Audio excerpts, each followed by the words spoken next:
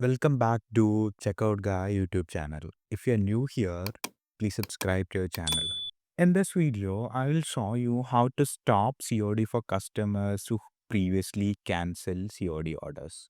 For this, I'm using two things. One is this advanced cash and delivery app to hide the customers who has the tag no COD, and also using Shopify Flow app from Shopify App Store to tag the previously order cancel customers. So first what we do is we create a workflow. So we start a trigger.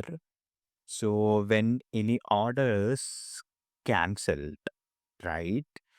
Then we check for a condition of the payment gateway. You can click on payment gateway. So a payment gateway which includes cash on delivery. You can copy the name from the settings also, COD. If it contains this name, then what we'll do is we add a customer tag, right? We add a customer tag. The customer tag is no COD, right? So this is the flow we created. So we name this flow block tag customer who cancel any order using COD, right? So then we make this flow active, right?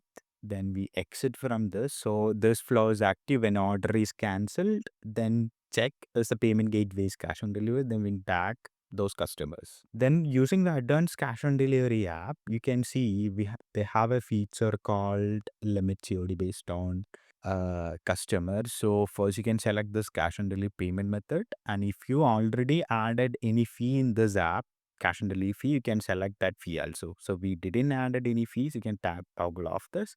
So you can make this enable. Then you can select hide customer COD for this customer tag. So and no COD is our tag. Okay, we can save this. So this is how you can easily do that. So what we'll be doing is when any customer is cancel the order, this flow automatically add those customers and no COD tag. And next time if they try to order from your store using this app, cash on delivery will be automatically disabled. So this is how it works.